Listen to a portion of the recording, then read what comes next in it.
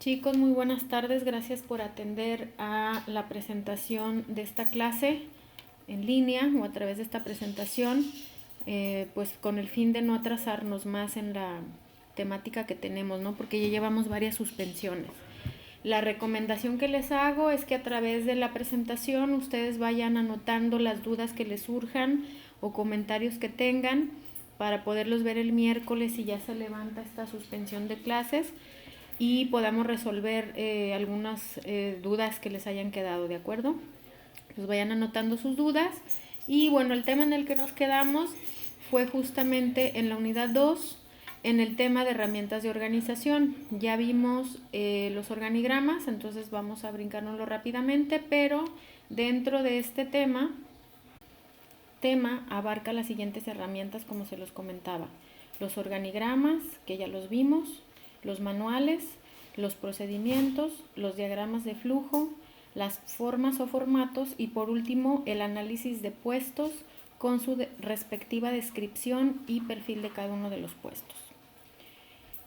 Este de los organigramas, que es la primera herramienta, ya lo vimos en la clase pasada, vimos que eran cuál era su utilidad y la clasificación, que es la que vemos en la siguiente pantalla.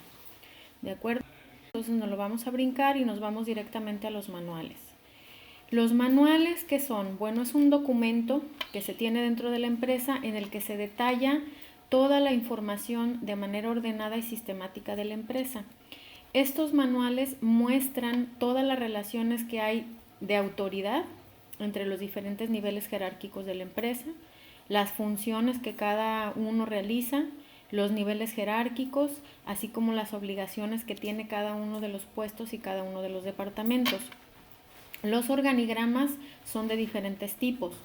Pueden ser de manera general, que abarcan, digamos, funciones generales de toda la organización, o manuales específicos en los que describe o se detallan funciones de un departamento, por ejemplo, ¿no? O de un subdepartamento. También puede haber manuales de descripción de puestos en los que obviamente se detallan cada uno de los puestos que existen dentro de un departamento o en toda la organización con su respectivo perfil cada uno. Es parte de lo que ustedes harán en esta unidad. Y también existen los manuales de procedimientos. Como su nombre nos lo dice, estos manuales detallan todas las actividades o los procesos que se llevan a cabo de manera detallada en una empresa. Vamos a ver ejemplos de cada uno. ¿Qué utilidad tienen los manuales? Bueno, un manual describe todas las funciones que se llevan a cabo en una empresa. También los manuales son útiles porque uniforman y controlan el cumplimiento de las funciones. ¿Qué quiere decir con esto? Que mediante un manual podemos lograr que todos los colaboradores o todos los empleados realicen las actividades o los procesos de la misma manera y no que cada quien lo haga de una forma distinta. Esto nos ayuda a tener mayor control y obviamente nos ayuda a aumentar la eficiencia en la empresa. Por lo tanto, estos manuales nos indican qué y cómo se debe de hacer, y eso nos ayuda a uniformar y a hacer más eficientes las actividades. Un manual también es una fuente muy importante de información de todas las actividades que se realizan en la empresa, y también es una fuente de consulta. Cuando alguien tiene una duda de a quién le corresponde hacer cierta actividad, cada cuándo se debe de hacer o qué es lo que se debe de hacer, se puede recurrir a consultar el manual porque es una especie de manual de instrucciones. Por lo tanto, un manual apoya también la coordinación entre los diferentes departamentos de la empresa, porque existe en él la relación, por así decirlo, que se tiene con otros departamentos, cómo nos vinculamos entre las distintas actividades y dónde interviene cada uno. Un manual, por lo tanto, si es una fuente de información, se aumenta la eficiencia y se hace que las actividades se uniformen, nos ayuda por lo tanto a reducir costos y a reducir tiempos también. El manual, por último, es un medio de adiestramiento porque la persona que le toca realizar la capacitación sea el propio jefe, sea otro compañero, puede acudir al manual para que no se le olvide enseñarle ninguna de las actividades al empleado y también para mostrárselo de manera más detallada, ¿no? Es como si fuera un libro de texto. ¿Qué debe contener un manual? Bueno, un manual en principio contiene una portada en la que vamos a colocar el logotipo de la empresa y el nombre de la misma, así como el título o nombre del propio manual, ¿no? Para saber de qué tipo de manual estamos hablando, si es un manual general, un manual de procedimientos o un manual de puestos, de descripción de puestos. Después de la portada, el manual contiene un índice en el que nosotros vamos a ir señalando todo el contenido. ¿Por qué es importante el índice? Bueno, porque si nosotros un día necesitamos consultar alguna actividad o algún proceso en específico, no vamos a estar hojeando y perdiendo el tiempo en hojear todo el manual, sino que nos vamos al índice y sabemos en qué página está en específico la actividad o el procedimiento que nosotros deseamos consultar y por lo tanto no perdemos tanto tiempo. Después del índice viene una introducción en la cual, bueno, se coloca la importancia del manual, cuáles son la utilidad o los beneficios que esperamos que tenga y a quiénes va dirigido y obviamente qué contiene, ¿no? El fin, en pocas palabras, para el cual se elaboró. Después tenemos el cuerpo propiamente del manual, en el que se realizan todas las propuestas de solución a los problemas que se detectan en la empresa o actividades que se deben de realizar. En el cuerpo del manual vamos a elaborarlo con una especie de cuadro de identificación en el que se coloca el nombre del manual, la página en la que estamos nosotros colocados, la fecha en la que se elaboró el manual y la vigencia que tiene, es decir, ahí vamos a saber cuándo tiene que revisarse este manual para hacerle modificaciones necesarias en su caso. También debe en este cuadro de identificación, en la parte baja, colocarse el nombre de la persona o del funcionario que elaboró ese manual, su cargo, por supuesto, y el nombre y cargo de la persona que lo revisó y la persona que lo autorizó. Esto para consultas posteriores, porque cuando nosotros estamos realizando una actualización del manual, puede ser que no entendamos algún procedimiento o alguna cuestión de él, entonces podemos acudir a las personas que lo elaboraron, que lo revisaron o que lo autorizaron para cualquier consulta.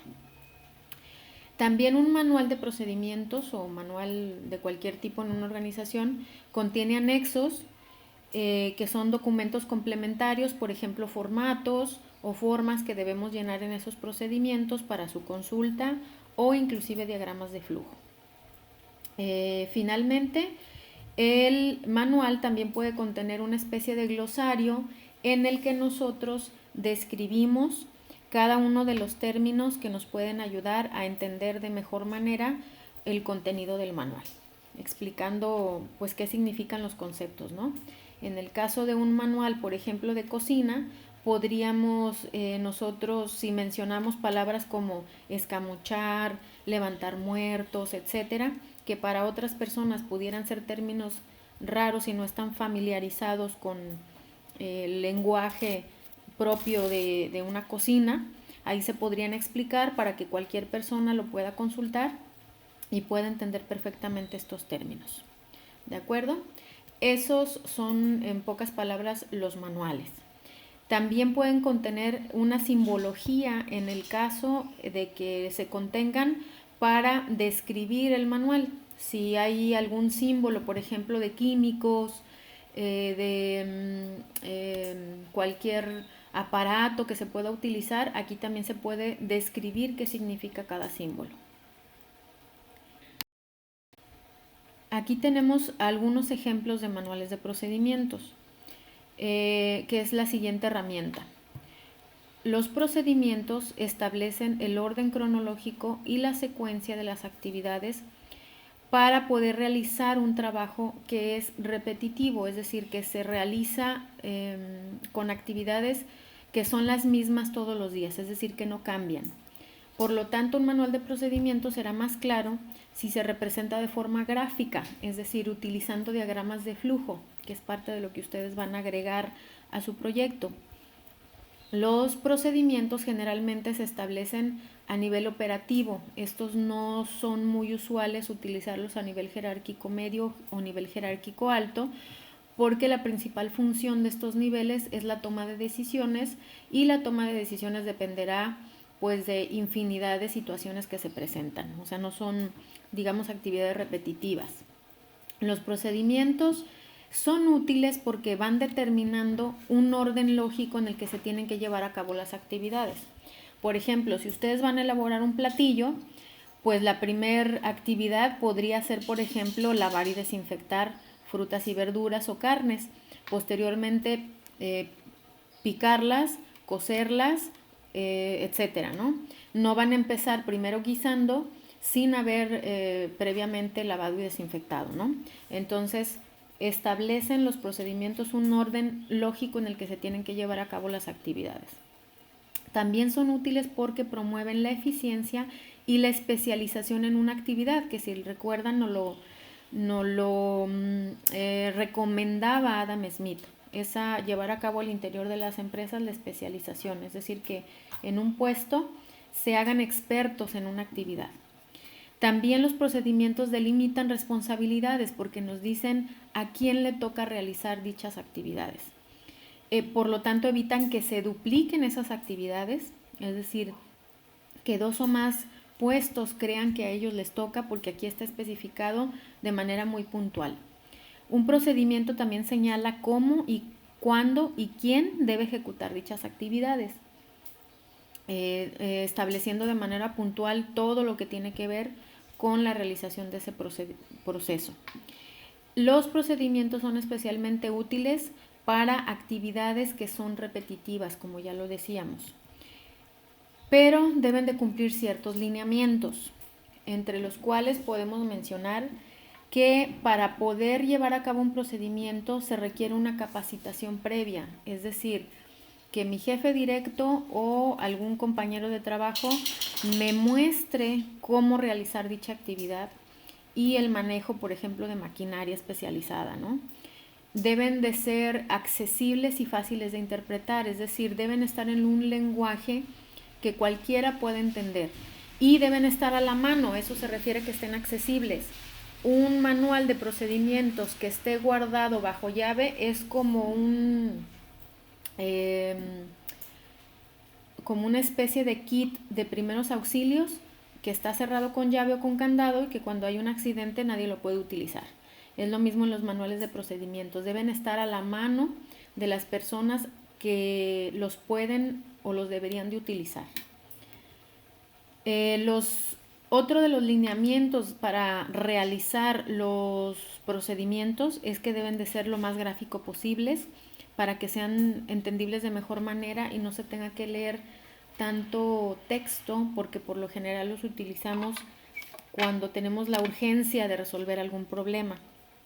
También los procedimientos deben de adecuarse a situaciones reales que se presentan en la empresa y que son factibles de poderse llevar a cabo, no a cuestiones idealistas que vamos a exagerar y a crear un procedimiento o un manual de procedimientos que va a ser una especie de Biblia gruesísima que nadie la quiere abrir porque pensamos que no vamos a encontrar la información tan fácilmente, ¿no? Los procedimientos o manuales de procedimientos deben de revisarse periódicamente para que siempre estén actualizados, sobre todo si hicimos cambios en los procesos, si hicimos cambios en los puestos, en las actividades, o si se compró nueva maquinaria o equipo y la anterior que se mencionaba en el manual ha quedado obsoleta, pues debemos de siempre tener actualizado un manual de procedimientos para que siempre sea lo más real y apegado posible a lo que estamos utilizando actualmente. Los procedimientos deben de tener cierta estabilidad, es decir, si los estamos cambiando constantemente, cada semana, cada mes, todos los días, lo que vamos a hacer es crear confusión en lugar de promover la eficiencia y la especialización. Los procedimientos no deben de ser demasiado rígidos, deben de tener cierto lugar a la flexibilidad, justamente para poder revisar y modificar periódicamente cuando sea necesario. ¿De acuerdo?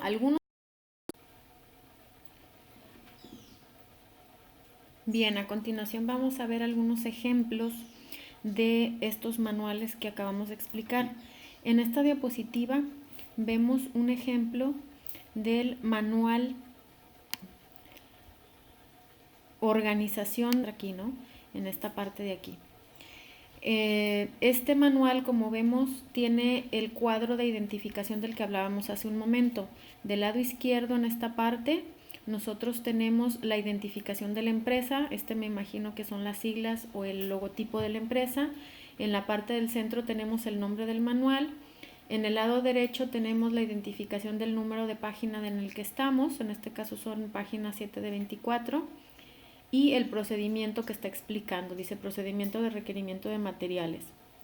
En la parte de abajo está el nombre de la persona que elaboró, quién revisa, quién autoriza, los espacios para colocar la fecha en la que se elaboró este procedimiento y la fecha de actualización cuando debería de hacerse.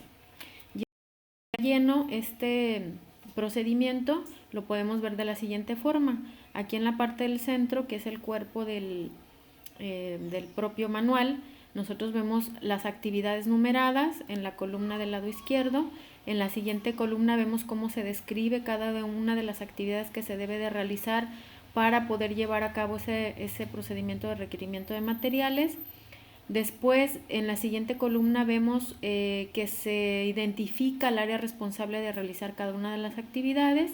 Y en el caso de que se deba de llenar un formato, aquí tenemos la clave del formato que se debe de llenar y esos formatos van como anexos al final del manual.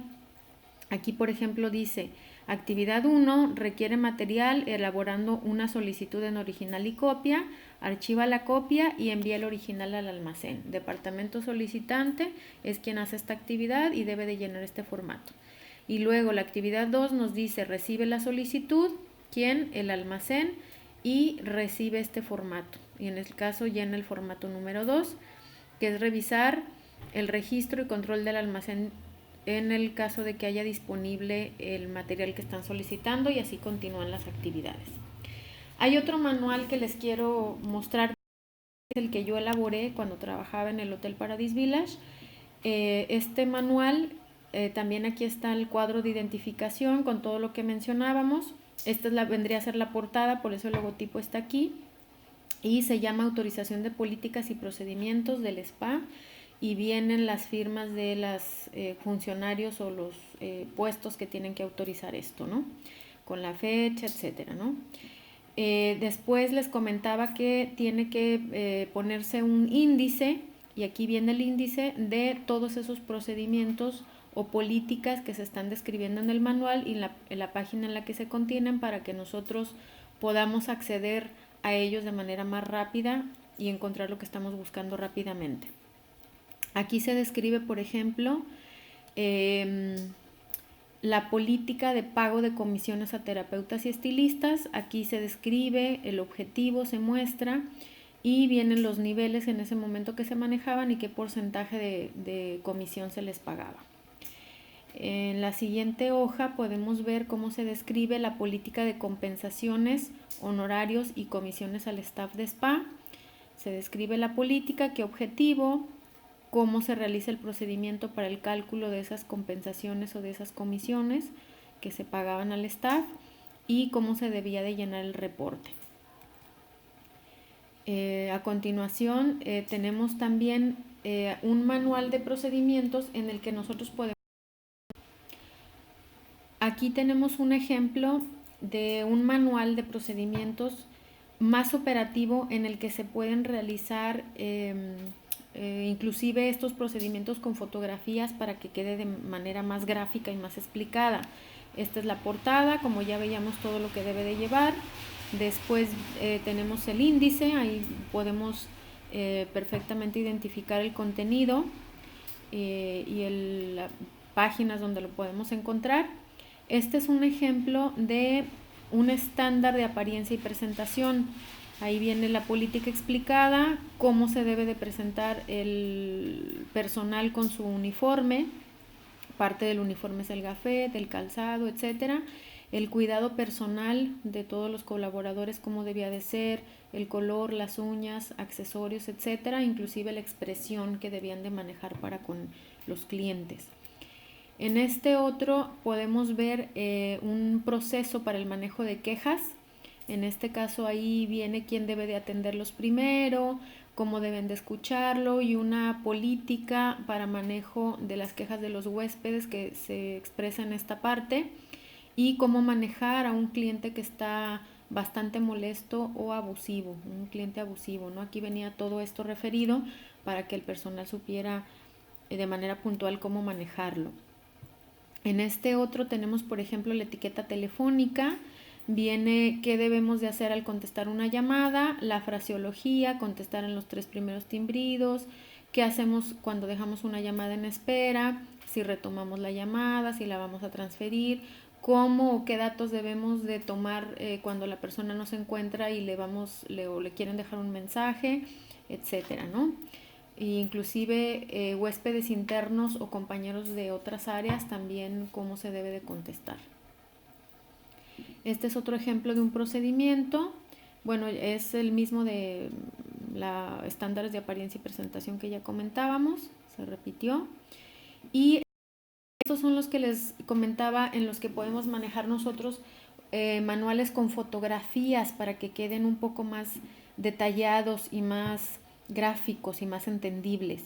Este, por ejemplo, son los lineamientos de montaje de una cama de tratamientos, qué debe de llevar, qué se pone primero, qué se pone después y cómo va colocado, y aquí están las fotografías de cómo queda el montaje. Ustedes lo podrían manejar, por ejemplo, para la presentación de los platillos o para la presentación de la mesa. Aquí está, por ejemplo, el montaje de la sala de espera y de relajación, qué debía de haber, qué agua se debían de colocar, vasos, el montaje con flores, etcétera, ¿no? Aquí tenemos otro ejemplo de cómo se montaba una cama de masajes, primero sin nada y que debíamos ir colocando poco a poco, y acá se explica paso a paso. Este es el montaje para una camilla de tratamientos y ahí se detalla de igual manera fotografía por fotografía y paso a paso cómo se debía de ir haciendo. Estos son ejemplos muy puntuales de manuales de procedimientos que a ustedes les pueden ser muy útiles para que siempre se realice de la misma manera. La siguiente herramienta que nosotros tenemos para organizar todas las actividades de una empresa son los diagramas de flujo. Un diagrama de flujo también se le puede llamar gráfica de flujo. Esta gráfica es una representación mediante símbolos de esa secuencia lógica de actividades que nosotros ya detallamos en los procedimientos.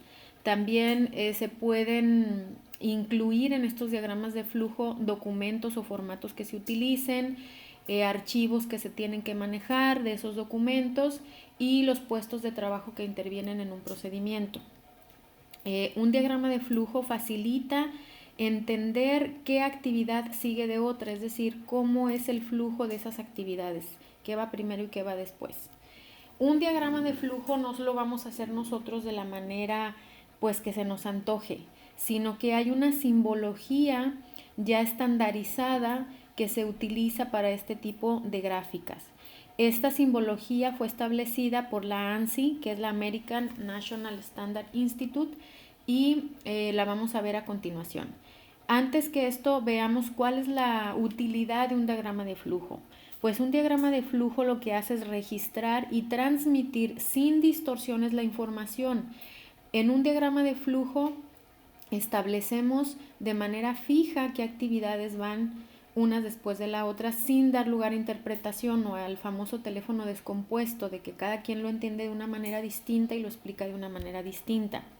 También la utilidad de los diagramas de flujo es que nos ayuda a sistematizar las actividades y las decisiones que se tienen que tomar a continuación dependiendo de lo que surja o de las circunstancias que haya. Lo vamos a ver en los ejemplos.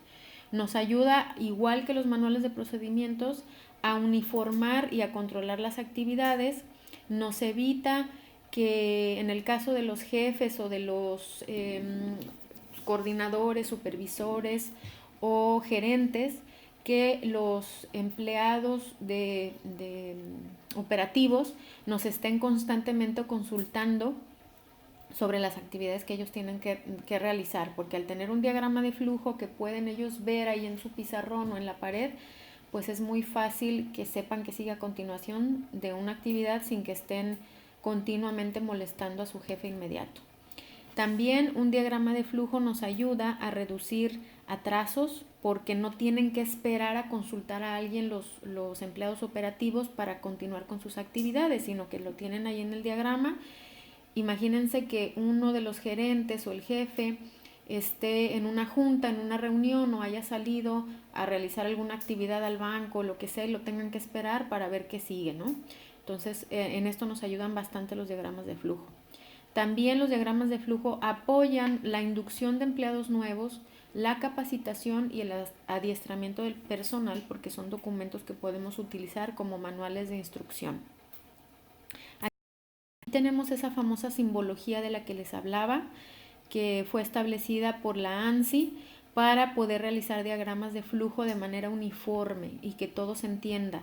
Es decir, esta simbología es estándar y se utiliza para cualquier diagrama de flujo en cualquier organización.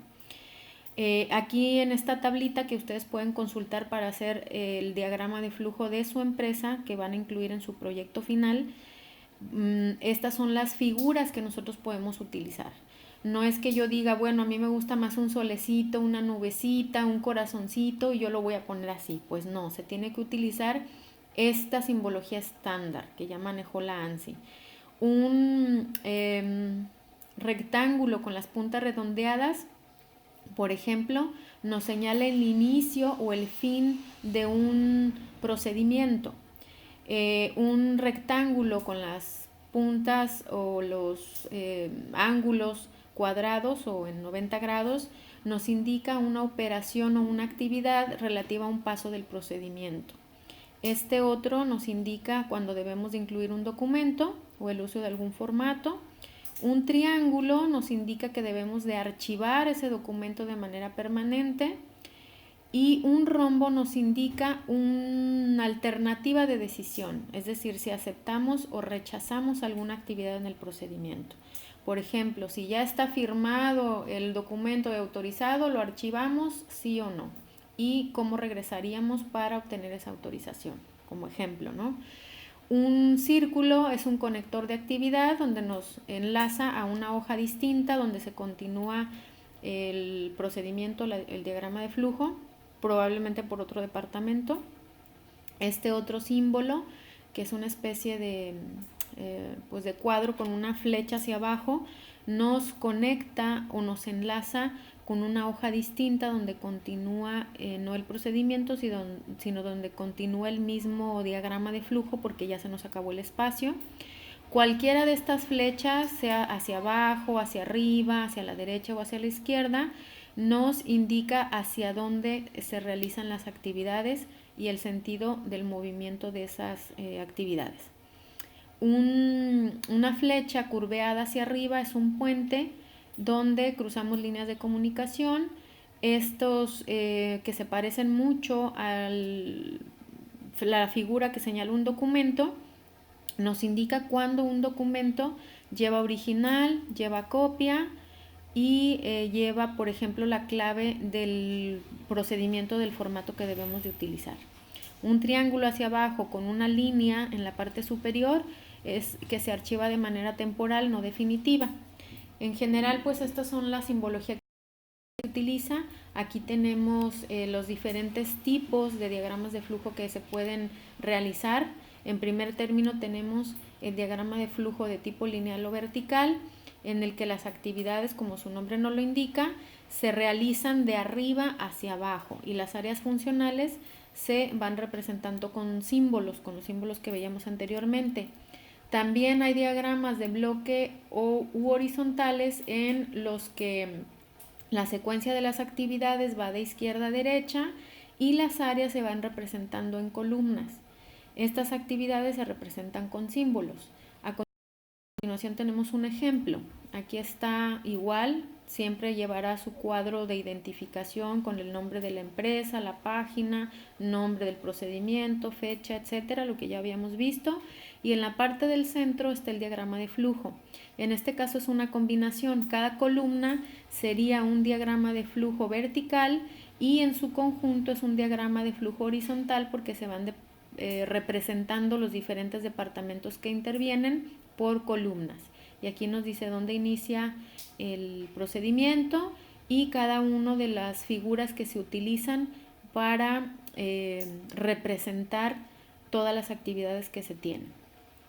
Así es que de esta manera lo vamos a usar. Este es otro ejemplo de un flujograma donde se está solicitando un nuevo empleado. Aquí se emite una solicitud de personal en 2 tantos. Nos dice que se archiva el original, digamos, por el departamento solicitante y la otra se envía a firma al jefe del departamento que lo está solicitando. Luego, si hay un aumento en el caso de, pues digamos, del salario que va a ganar este puesto, entonces se enviará al jefe de recursos humanos para que analice la necesidad real y en su caso lo autorice.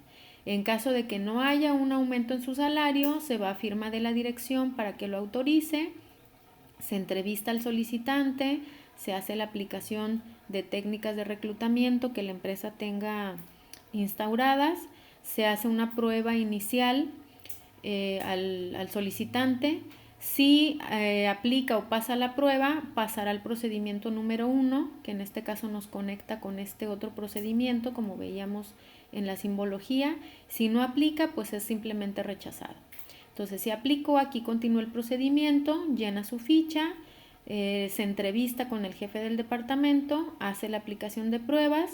Si pasa las pruebas, es contratado con el departamento solicitante y hace su examen médico y entregando su documentación. En caso de que no aplique, pues es rechazado. Y así es como se señala un procedimiento mediante el diagrama de flujo.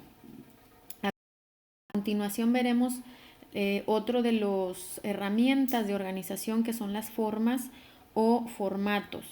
Una forma o formato es un documento o un formulario impreso, ya sea en papel u hoy en día se manejan también de forma digital, usando a veces distintas aplicaciones o simplemente formas en PDF que hay que llenar.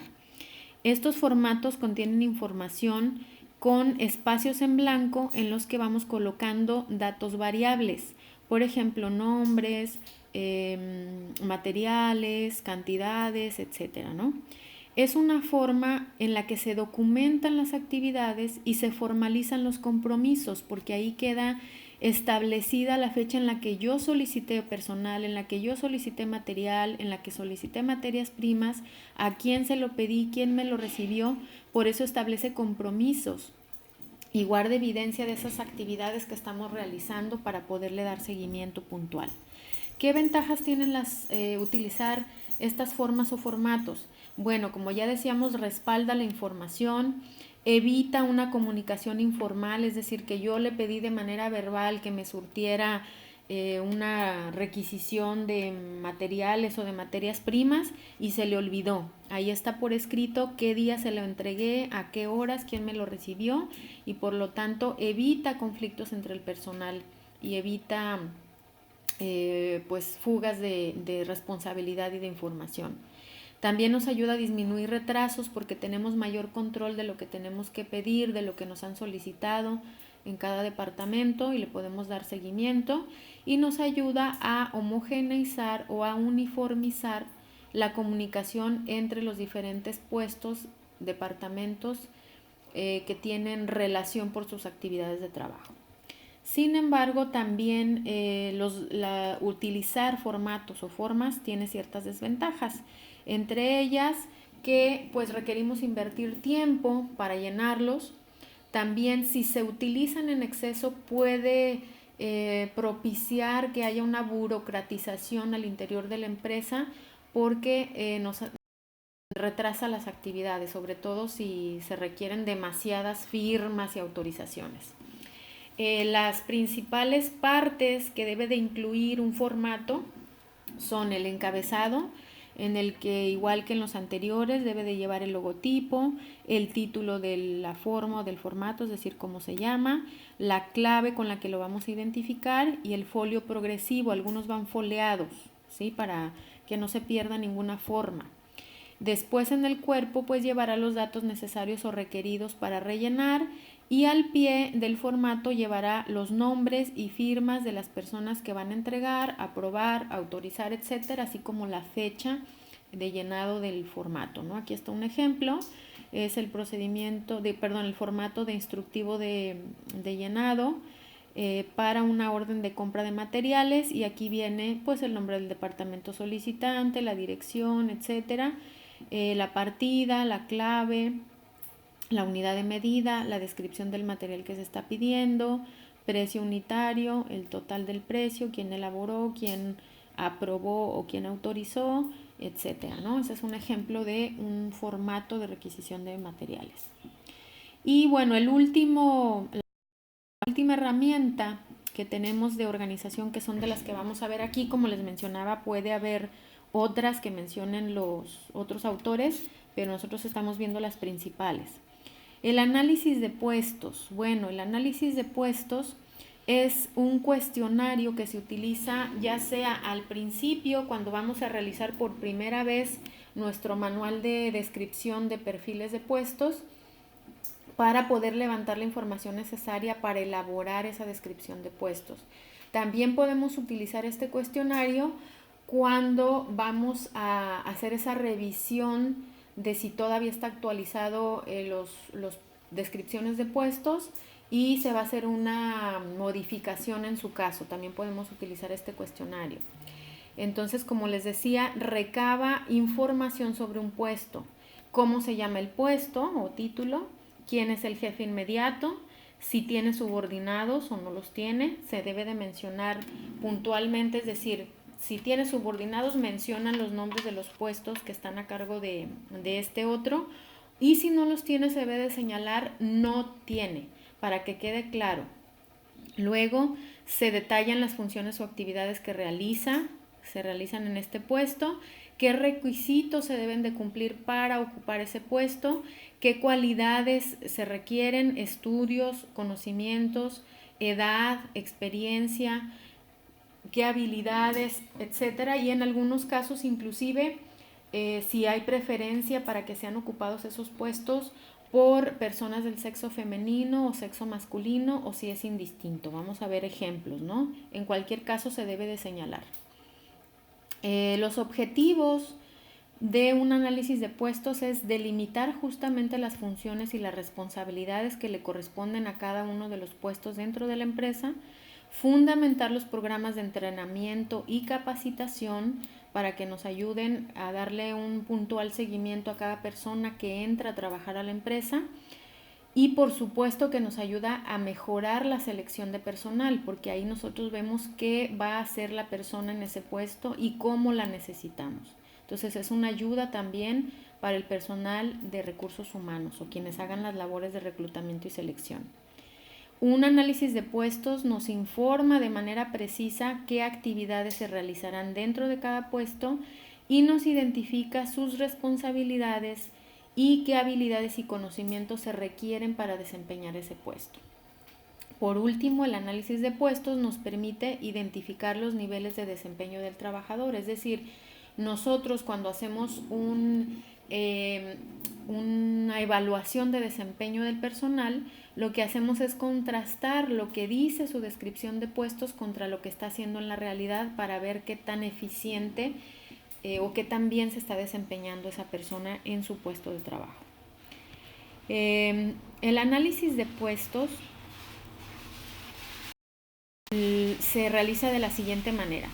En primer término, cuando estamos llenando esta descripción del puesto, lo que vamos a hacer es identificar el puesto, es decir, llenar el título del nombre del puesto, por ejemplo, mesero, capitán de meseros, chief steward, concierge, hostess, cajera, etcétera, ¿no? y luego de quién depende, es decir, quién es su jefe inmediato, a qué departamento pertenece, con qué otros puestos o departamentos tiene contacto por sus actividades diarias y qué posición ocupa en el organigrama. Después haremos una descripción genérica en donde en una frase pequeña de una línea o 2 líneas máximo vamos a describir de manera breve y precisa qué actividad realiza el puesto. Por ejemplo, un jefe ejecutivo, pues tal vez sería dirigir todas las actividades de la cocina o realizar elaborar, el menú y dirigir las actividades del restaurante para que se elaboren los platillos de acuerdo al menú diseñado. Un mesero, pues de manera descrita genérica, sería atender a los comensales en las mesas del restaurante, por ejemplo, ¿no? Después podemos realizar ya una descripción específica detallando actividades paso por paso de lo que tiene que realizar ya específicamente, ¿no? Luego, en el perfil del puesto señalaremos qué requisitos debe reunir la persona que ocupa ese puesto de trabajo, ¿no? Y por último, en el perfil del puesto señalaremos qué características tendría que reunir la persona que ocupe el puesto en cuanto a, por ejemplo, edad, sexo, estado civil, rasgos físicos deseables o psicológicos que se necesiten para poder cubrir un puesto. Aquí tenemos un ejemplo de ese cuestionario que es, les decía, el que se utiliza para poder llenar al principio o la primera vez una descripción y un perfil de puestos. Aquí vienen las preguntas que se realizan a las personas que ya están realizando las actividades o al jefe, qué haría para poder nosotros llenar el análisis de puesto. Una vez que nosotros realizamos y contestamos estas preguntas, esta es la segunda hoja, nosotros podemos ya llenar la descripción del puesto propiamente dicho. Sí, en este cuestionario pues vamos preguntando básicamente qué requiere, qué escolaridad necesita, qué sexo debe de tener para poder cubrir el puesto, etcétera. Con esta información, muy bien, como les comentaba, en base a la información que nos arroja el cuestionario es que nosotros podemos ya llenar la descripción del puesto propiamente dicho. Este es el formato que yo les propongo y es el que van a utilizar para poder llenar sus descripciones de cada uno de los puestos que ustedes colocaron en su organigrama de la empresa que están realizando para su proyecto. En este formato van a poner el nombre de, en este caso del formato, que es descripción de puestos, el nombre de la empresa y su logotipo. En la primera parte van a identificar el puesto colocando el nombre, por ejemplo, el nombre de capitán de mesero, el departamento al que pertenece ese puesto, por ejemplo, operaciones, piso, restaurante, etcétera, ¿no? El jefe superior a quien le reporta este puesto, en este caso el capitán de meseros, que podría ser en este caso, por ejemplo, el jefe ejecutivo, el gerente de operaciones, el gerente general, etcétera, ¿no? Obviamente debe ser solamente una persona, como ya veíamos en el principio de unidad de mando. Después colocaremos los subordinados, que son todos los nombres de los puestos de las personas que están a cargo de este puesto. En el caso del capitán de meseros, nosotros podríamos colocar aquí a los meseros, a los ayudantes de meseros, a la hostess, etcétera, ¿no? Después señalaremos el horario o jornada laboral al que puede ser asignado la persona que ocupa este puesto, siempre de acuerdo con la ley. Eso es muy importante. La ley señala que la jornada máxima de trabajo son de 8 horas, entonces nosotros no podemos colocar aquí jornadas que pasen de las 8 horas. Aunque en la práctica se utilicen de otra manera, pues sepan que es ilegal. Y segundo, la ley para el trabajo de horas extras lo señala claramente. Entonces, cualquier jornada de trabajo que pase de las 8 horas Esas horas excedentes deberán de pagarse como horas extras y hay un máximo de horas extras a la semana. Entonces, si ustedes lo colocan aquí y tienen una revisión o una auditoría por una demanda, por ejemplo, por parte de la autoridad, ustedes aquí están aceptando por escrito que sí están asignando a sus trabajadores jornadas de trabajo que son ilegales, que no son de acuerdo con la ley. Entonces, por favor, colóquenme horarios que no pasen de 8 horas. Y si un puesto, por ejemplo, un mesero o un capitán de meseros pudiera señalar aquí o pudiera ocupar más de un horario, ahí los ponen los dos, ¿no? Pero manejen, las recomendaciones que manejen, ya sea el formato de 12 horas o de 24 horas, pero que sea el mismo para todos los puestos. No me pongan en unos de 12 horas y en otros de 24 horas. ¿Cuál es el formato de 12 horas? Pues señalamos de 1 a 12 horas y le tendríamos que colocar si es AM o PM para saber si es en la mañana o en la tarde. Por ejemplo, las 7, si es 7 AM a 3 PM. Si manejáramos el formato de 24 horas, pondríamos 7 a 13 horas, ¿sí? Si un si un puesto manejaría 2 o 3 turnos posibles en los que lo podemos asignar, pues los colocan los dos, ¿no? De 7 a 13 horas o de 12 a 8 horas, por ejemplo, ¿no?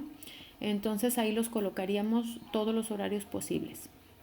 Después vamos a mencionar los otros puestos con los que mantiene contacto o se relaciona con motivo de sus actividades. Por ejemplo, un mesero tendría contacto con el ayudante de meseros, con los cocineros, con la cajera. Sería un ejemplo, ¿no? Continuamos con la descripción genérica, que ya decíamos que es una frase que resume la actividad general del puesto. Un mesero, por ejemplo, sería atender a los clientes o a los comensales en el restaurante o en las mesas. Luego, en la descripción específica, nosotros ya vamos a enlistar de manera detallada todas las actividades que se realizan en ese puesto, mencionando la frecuencia o el periodo en el que se realizan. Por ejemplo, realizar el montaje de las mesas asignadas diariamente o al inicio de su turno. No sé, realizar una revisión de la mantelería una vez a la semana, etcétera, ¿no? Ahí iríamos colocando qué actividad y con qué frecuencia se realizan. Al final del formato vamos a ver un ejemplo para que nos quede un poco más claro. En la segunda hoja tenemos nosotros los requerimientos del puesto, es decir, qué requisitos debe cumplir la persona que ocupa este puesto. Y estos requerimientos junto con el perfil es lo que le va a servir ya sea al Departamento de Recursos Humanos o a la persona que desempeñe las actividades de reclutamiento y selección de personal para que nos busque a la persona adecuada para cubrir estos puestos. En estos dos apartados de requerimientos y de perfil, nosotros vamos a señalarle cómo queremos a la persona que nos va a contratar. Es como cuando nosotros queremos tener una novia o un novio y nosotros nos pusiéramos a hacer una lista de cómo lo queremos, ¿no? Qué estatura tiene que tener, cómo debe ser el cabello, de qué color los ojos, de qué forma la nariz, inclusive cómo sería su forma de ser, etcétera, ¿no? Ese es algo a lo que se puede equiparar aquí en esta parte de los requerimientos y del perfil, en lo que le estamos detallando o describiendo a recursos humanos cómo necesitamos a la persona. En primer lugar tenemos la escolaridad, es decir, el grado máximo de estudios que se necesita para desempeñar este puesto, que podría ser primaria, secundaria, bachillerato, alguna carrera técnica o alguna licenciatura o posgrado.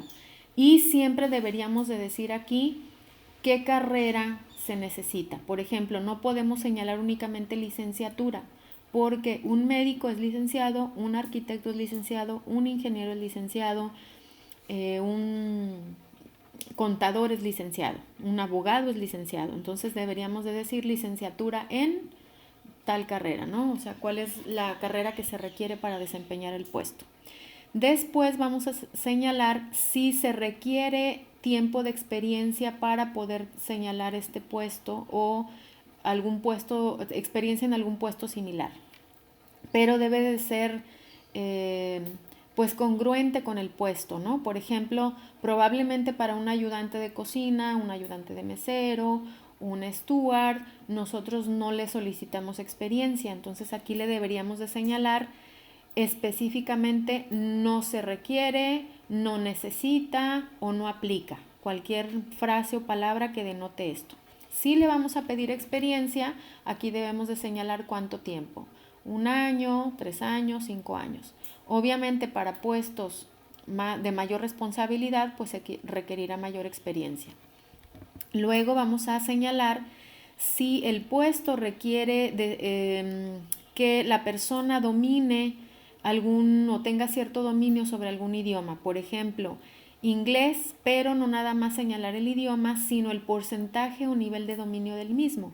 Por ejemplo, inglés 80% o inglés nivel B1, B2 o certificación TOEFL, etcétera, ¿no? Entonces lo vamos a señalar, inclusive hay quienes lo detallan más y ponen inglés hablado, inglés escrito o inglés, pues entendimiento del inglés o escuchado, por así decirlo, o leído, ¿no?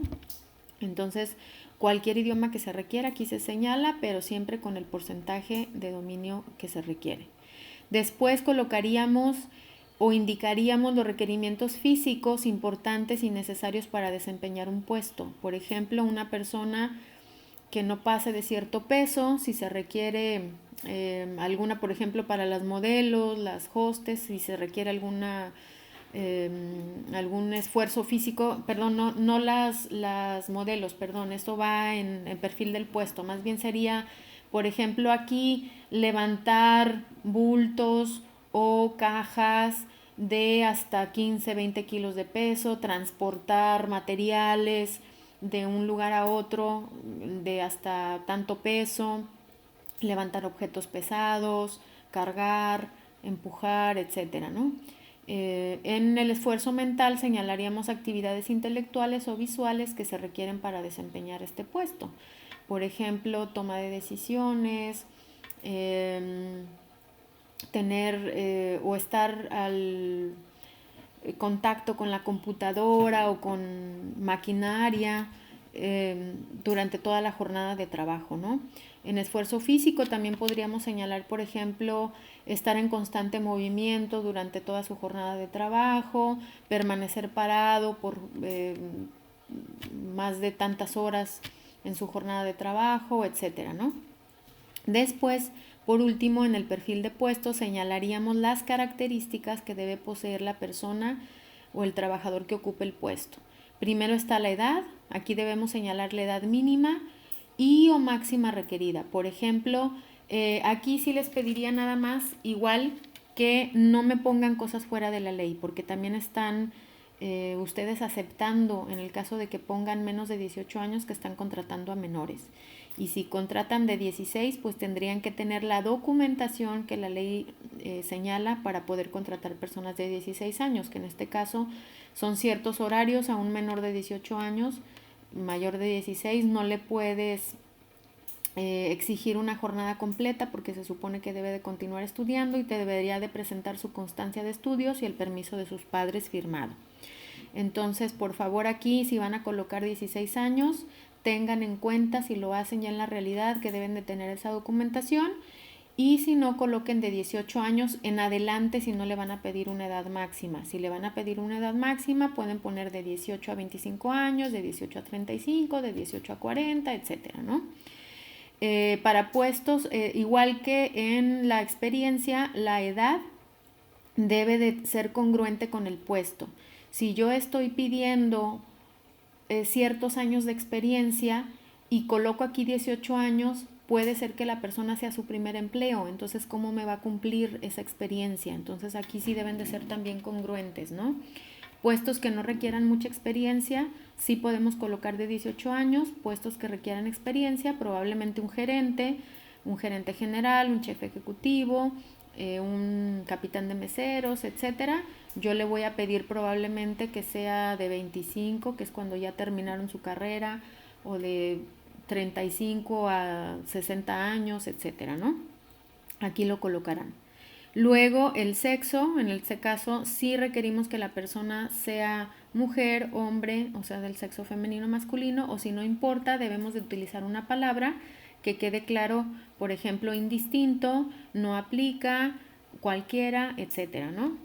Hay puestos, por ejemplo, para hostes en los que algunos prefieren que sean mujeres, algunos otros que por la fuerza física que se requiera prefieran hombres, y si no importa, pues aquí deberían de ponerle así, como les comento. Después viene señalar el estado civil, si la persona se necesita que sea soltera, casada, o si no importa, pues igual, ponerle indistinto, cualquiera, o no aplica. ¿Por qué soltero o casado? Bueno, porque cada uno representa ciertas ventajas y desventajas. En el caso de las personas que ya están casadas, pues ya tienen una casa, una familia o personas que dependen de ellos, hijos, esposa, esposo, que mantener. Entonces son personas un poco más estables en sus empleos, que pues digamos aguantan más y no, obviamente necesitan ciertas prestaciones, por ejemplo seguro social, etcétera, ¿no? Pero la desventaja sería que a lo mejor no tienen tanta flexibilidad, no pueden moverse de horarios tan fácilmente porque a lo mejor ya se organizaron para llevar a los niños a la escuela, para recogerlos, etcétera. Y tampoco puede ser posible que si la empresa tiene sucursales en otras ciudades, en otros estados, en otros países, también no pueden moverse tan fácilmente. Esta cuestión es una ventaja en las personas solteras, en las que no tienen tantos compromisos, son más flexibles con sus horarios, son más susceptibles a poderse cambiar de residencia, pero no son tan estables precisamente por lo que comentábamos, ¿no? Entonces, dependiendo del puesto, aquí colocarán como ustedes lo requieren. Después se mencionan rasgos físicos deseables si es que el puesto los necesita, por ejemplo, estatura, en el caso de una hostess, puede ser que le pidan cierta estatura. En el caso de la complexión física, por ejemplo, una complexión física fuerte, en el caso de personas que están en un almacén para poder cargar las cajas o los bultos que lleguen, etcétera, ¿no? En el caso de la presentación, igual en muchos puestos se señala tener buena presentación, que sería el caso de personas que están frente al cliente o que atienden directamente al cliente, como podrían ser meseros, cajeras, hostes, etcétera, ¿no?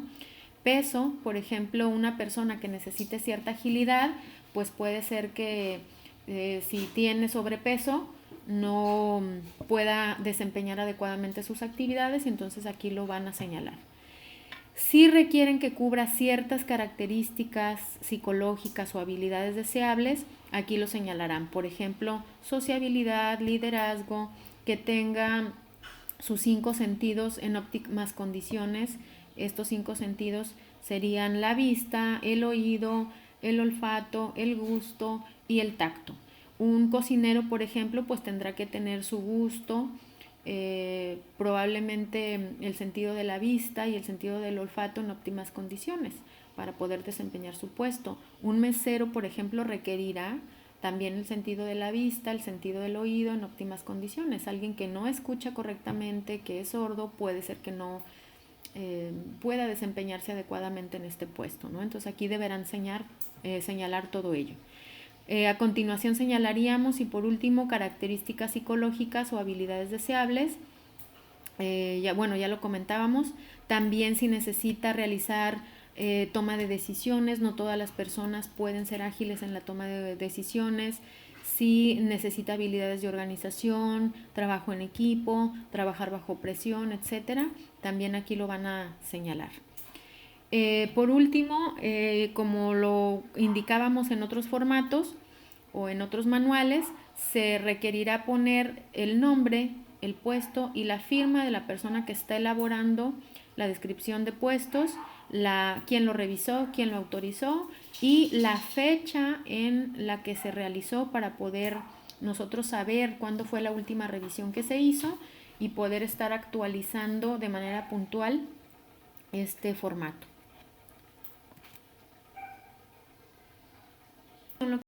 Aquí nosotros tenemos un ejemplo ya de un formato lleno para que nosotros lo analicemos. En este caso es el de un auxiliar de almacén, su departamento es el almacén, el jefe superior sería el jefe de almacén, Su jornada de trabajo nos está indicando aquí que sería de 9 a 17 horas y los departamentos con los que mantiene contacto son compras, producción y ventas.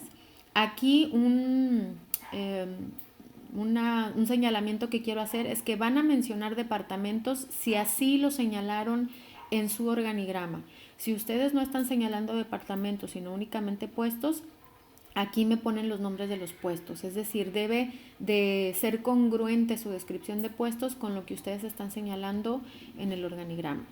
En la descripción genérica aquí señala ejecutar funciones de almacenamiento de productos, herramientas y equipo, manteniendo un control de entradas y salidas. Después en la descripción específica se detallan ya las actividades que lleva a cabo este puesto con su periodo. Por ejemplo, dice entrega de materiales solicitados diario, también pueden señalar aquí diariamente, todos los días, al inicio de su jornada, etcétera, ¿no? Revisar el control de existencias de materiales semanalmente, recibir materiales y cotejar con base en la requisición eventualmente, cuando se reciben materiales comprados, cuando se requiera o algo similar. Después nos indican los requerimientos para cubrir el puesto de almacén, en el que nos señala que la escolaridad mínima es secundaria, requiere más de 1 año de experiencia, en esfuerzo físico se requiere que pueda levantar cajas de un peso máximo de 15 kilos, además de actividades que deben realizarse con rapidez y con cuidado porque hay materiales o productos frágiles. En esfuerzo mental se requiere atención y cuidado en sus actividades y se considera que debe tener un nivel medio de esfuerzo mental y visual.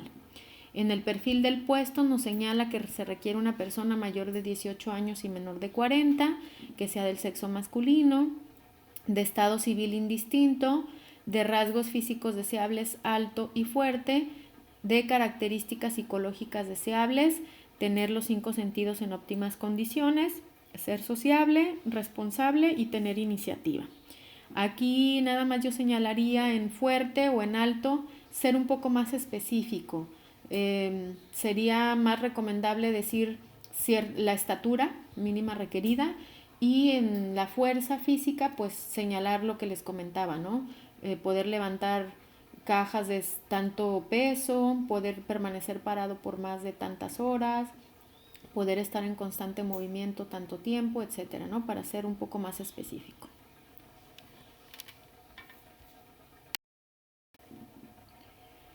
Muy bien, chicos, pues esto sería todo de la unidad número 2. Con esto terminaríamos. La unidad 2 que se refiere a la planeación y la organización. En este caso acabamos de ver las herramientas de organización. Y de aquí lo que sigue es que ustedes elaboren un procedimiento, realicen el diagrama de flujo de ese procedimiento y hagan su análisis de puestos de cada uno de los puestos que colocaron en su organigrama. Les voy a subir la rúbrica número 2 a Classroom, que van a tomar como base para poder elaborar esta última parte, ¿no? Todo lo anterior ya lo tienen, solo tendrían que vaciarlo. Por favor, espero hayan anotado sus dudas que les hayan surgido de esta presentación para verlas el día miércoles y resolverlas. Entonces, el miércoles tenemos el examen de metodología, realizaríamos la presentación de los organigramas de los equipos que faltaron, resolvemos dudas, revisamos la rúbrica número 2 y la próxima semana, en el caso de la materia de administración, haríamos la presentación de el libro del emprendedor visionario y el examen también de esta unidad 2. Les subo las diapositivas para que vayan estudiando y cualquier duda estamos en contacto. Gracias.